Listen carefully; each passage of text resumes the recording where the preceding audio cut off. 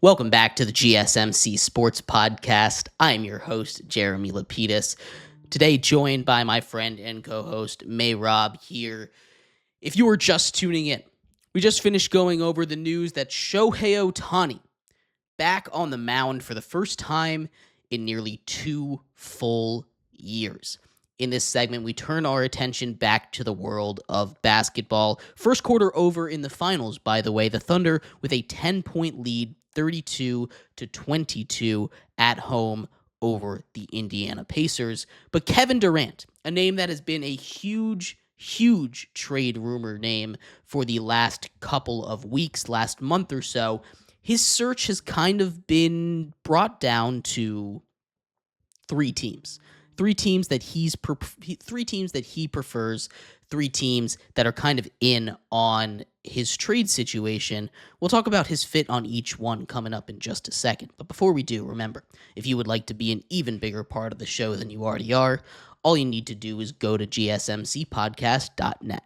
Or if you're on YouTube, you can use that super chat feature. If you do either of those two things, a message should pop up on the bottom of the screen for you, me, and everybody else around the world to see. If you do have a burning question about sports, anything at all that you would like to ask, go ahead and throw that in the comments. Throw it in the chat. I will get to it as soon as I possibly can. I appreciate everybody so much for sticking around, talking some sports with us here on a beautiful Monday, June 16th. But like I was saying, we're going to get into everything you need to know about Kevin Durant, a saga that's kind of been changing a lot. There were 5 teams when we talked about it last week. Kevin Durant put out his 3 preferred destinations. Those 3 preferred destinations being the Miami Heat, the San Antonio Spurs, or the Houston Rockets. Now, in a perfect world, he ends up over there. He's happy. He signs an extension. He is an expiring contract, though, which makes other teams not done with the idea of trading for him. And that one other team, specifically the Minnesota Timberwolves. Teams, according to sources in deep conversations, still in deep trade talks with the Phoenix Suns, seem to be the Miami Heat, the Houston Rockets, and the Minnesota Timberwolves. Now, they're a really interesting team, and we're going to start off with them in this discussion here because we've had some really interesting talks about it. Rudy Gobert potentially on the move there in that situation. You're most likely going to have to get the Brooklyn Nets involved in a deal here to make it work for both sides. It's going to be a little bit more complicated than a 2-team trade with the Heat or the Rockets. But Kevin Durant has also said that he does not want to play in Minnesota. Now, I don't think that's because of Anthony Edwards. I don't think that's because of anything other than not wanting to live in Minnesota, right? That doesn't sound like a great time living in Minnesota. I've been up to Minneapolis, beautiful city. They've got these nice indoor walkways so you can avoid the cold, but you can only avoid the cold so much when you're living up there in Minnesota. I also don't love the fit over there when it comes to the Timberwolves, Mehrob. This is just a weird one with Anthony Edwards between them. What do you see with the Minnesota Timberwolves and Kevin Durant? Is it going to work out if they find a way to make this happen? And do you think he holds out at all? Is that a possibility for one season if he gets traded there? Talking about KD personally, I would not be shocked if we saw him if he held out a little bit. But me personally, I'm actually going to flip the other way. I'm going to say he's my favorite spot. The Minnesota Timberwolves are my favorite spot for Kevin Durant to play next. If there was a place that I could see him thriving and having the most playoff success in, it would be Minnesota. Playing alongside Anthony Edwards, playing with Jaden McDaniels. We saw Julius Randle have a little bit of a resurgence this year in the playoffs. If you add Kevin Durant to a team that was kind of missing that secondary option, kind of similar to the Orlando Magic, definitely a much better, well-rounded team than the Orlando Magic, but a team that was also just missing another offensive threat, another guy that could kind of take some of the pressure off of Anthony Edwards. I think who else could you ask better than Kevin Durant? The problem is Kevin Durant is going to want to be a primary option on the team. Kevin Durant is going to be wanting the ball in his hand more often. And it would be a little bit of two bulls locking horns with him and Anthony Edwards. The thing is, it would just have to Kevin Durant would have to understand that this is the similar situation to him in Golden State, where it was Steph Curry's team. He would have to play off of Steph Curry. He's going to need to play off of Anthony Edwards if he went to Minnesota. But if he's able to do that, I could see the Minnesota Timberwolves being one of the top premier threats, and honestly would be my choice to win the Western Conference next year.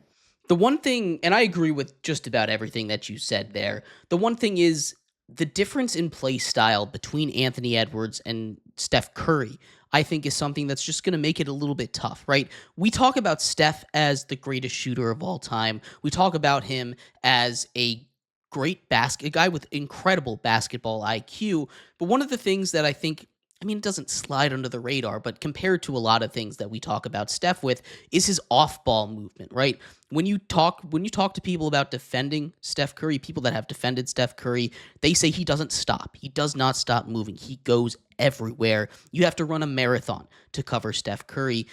And that's because he's so good off of the ball. Anthony Edwards, while he's not a scrub off of the ball by any means, he is not that same level of player. In Golden State, we were able to see Kevin Durant, despite being option number 2, still be kind of ball dominant with that team, right? You had Steph Curry bringing it up, bringing out that offense. It kind of ran through Draymond Green anyway, so it didn't really run through either of them. But it kind of worked a little bit better with both of those play styles. I think it clashes a little bit. We see it with the Olympic team early on. And Anthony Edwards was on that second unit, not playing with Kevin Durant, despite, being on that same team. They just have very similar styles of play.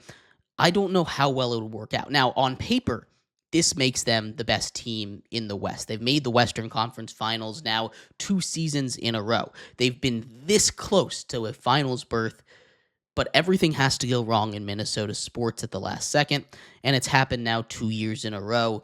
As much as I like it on paper, and Anthony Edwards has talked about how he idolizes Kevin Durant, how that's his guy, his favorite player growing up, as cool as that would be to see those two play a year together, I think the combination of those two clashing play styles and just Kevin Durant's not wanting to play in Minnesota makes it a little bit hard. Like, if he was fine with playing in Minnesota, I think they could make it work. But I just feel like he'd be miserable up there the whole time.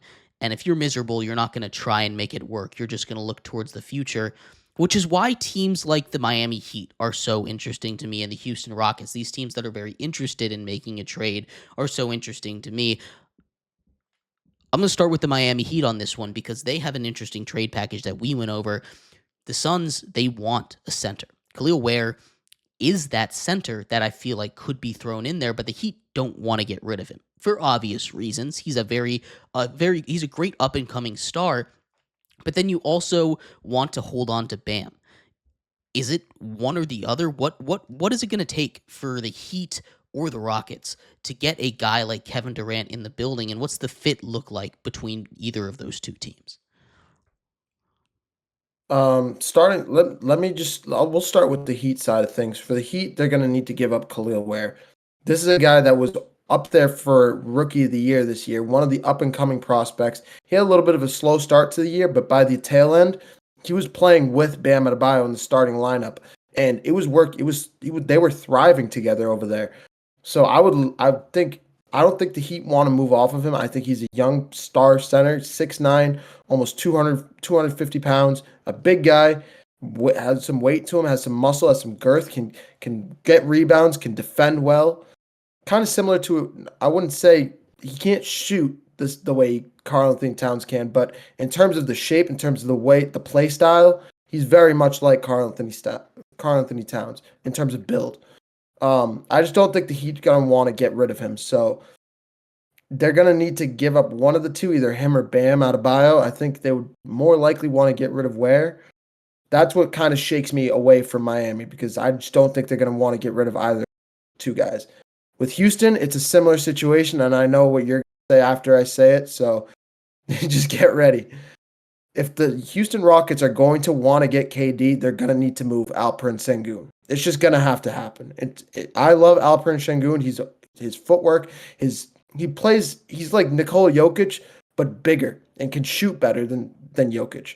Can't pass, but the footwork, the way he's able to jump, the way he plays the game, he's polished.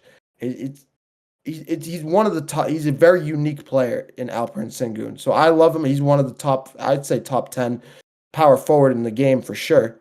They would have to get rid of him. Outside of that, would you need to get rid of a guy like a Jalen Green? Maybe, probably, but hopefully, if you had to get rid of one of the two, you would only need to get rid of either. You would only have to get rid of Sengun in that situation and throw in some draft capital. Throw in a Terry Eason or a Jabari Smith. So one of those two guys as well. I think Houston's more likely of the two. I just don't think it's just a center situation in both situations. Yeah, it's tough because obviously they need a center after moving off of Ayton. They haven't really found a replacement. The Suns have, but Şengün, it's not a guy you can really move. I mean, he made the All-Star team for them. They don't call him Baby Jokic for no reason, right? He's a guy that is going to be their big piece. And I think if you really are dead set on getting a guy like KD, if you're truly moving off of Şengün, I feel like that just closes your title window. And I know title windows are smaller than we want to think in the NBA. It's a very tough sport to go and win a title. I mean, we haven't seen a repeat champion in 8 years now, right? Whoever wins this championship is not going to be a repeat champion, obviously. It's tough to even get back to the NBA Finals with how much is changing and how hard you have to play to get there, how long you have to play to get there. But you can't give up Şengün. He fits again. I hate that he fits the timeline argument. I really do. I think it's definitely a part of team building, but like that shouldn't be why you go out and make a move because the ages match up. I think that's the mistake that a guy like Nico Harrison made, right? He fits the timeline better with the core of players that we have, right? That's not how you want to go out and build a team. You want to get the best players there. You for sure cannot get rid of Şengün and Jalen Green. That is one or the other. Those two guys cannot go together. That is just not a good way to build the team down there. I think they could get a deal done. You have a couple of backup centers, Jack Logdale over there with Houston. I mean, he's kind of a salary dump, and he's not a guy that you want to rely on as a main center. But if you can make it a 3-team trade, maybe get one of the centers out of Portland or something to go in and make this work, it could happen. It's going to be tough. It is. But I don't see the Rockets getting rid of Şengün. No. And you bring up 3-team deals. A guy that's on the move, a team in Atlanta that's trying to move him, a guy by the name of Clint Capella is on the move. They could do a 3-team trade with the Atlanta Hawks. That's one of those guys that the Hawks are already looking to shop him. If they could throw them a couple second round pick, a couple second round picks, I wouldn't be shocked if the Hawks accepted that deal and went ahead and made it a 3-team deal. Yeah, no, I think you're absolutely right. You can find a third team partner, and I don't think this trade is going to be simple. It never is in the NBA with all of their rules around trades and keeping the pay the same and matching salaries, whatever. It's a whole big mess. But I mean, these are the 3 teams that are reported, right? The Heat, the Rockets, and the Timberwolves is the teams that are in there for Kevin Durant. There's also a lot of teams that are kind of on the outskirts, and we're seeing teams like the Timberwolves not care what Kevin Durant has to say. They want Kevin Durant in.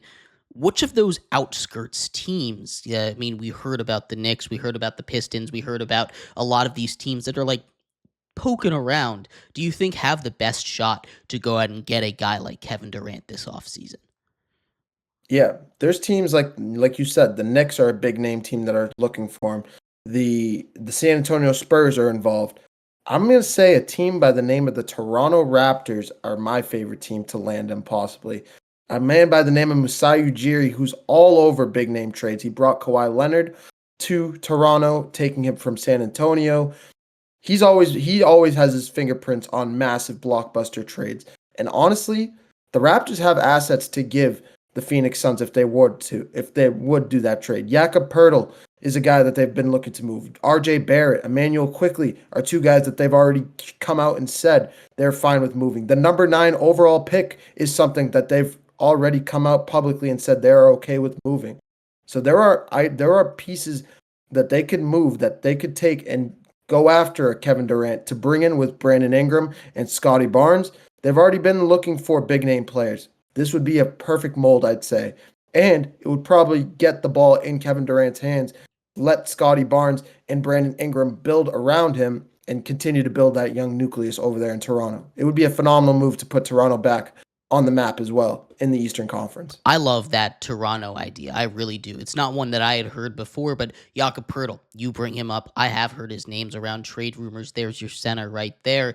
We've seen this team be willing to make moves before. You brought up a very similar situation with Kawhi Leonard. He did not want to play in Toronto. He made it clear he wanted to go play in California, play out west, and he ended up leaving. But they won a title that year, right? So it ended up working out. They were a Kawhi Leonard away. Now, I don't necessarily think this Raptors squad is a Kevin Durant away from winning anything, right? They missed the play-ins this year, and a lot of that had to do with injuries.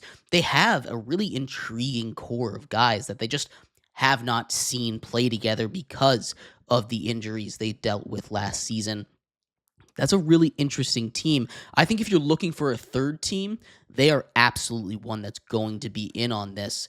I don't know if they're a team that eventually walks away with Kevin Durant, but there is a little bit, there's a little bit back there that says the Toronto Raptors looking to make a big swing. I just feel like they don't, unless they can convince Kevin Durant to sign an extension, it doesn't make sense, which maybe they can. Toronto, very nice city over there. It's not even as cold as Minnesota, I don't think, honestly. I've only ever been there in the summer, but big sports town, big sports town. They've got everything that you need. They've got everything you need over there. So I absolutely love that one over there. I do love that idea.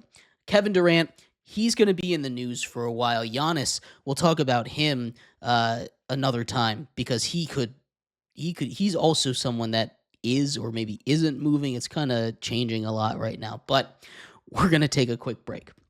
When we come back, we turn our attention over to the world of hockey. In the middle of the Stanley Cup Finals, where we see the Florida Panthers take a 3-2 series lead, they do this thing like the NBA that I just don't love, where they announce the awards over the course of the playoffs, which, side tangent, kind of pisses me off. There's no grandiose. There's no grandiose to it, right? It's just oh, here's your MVP.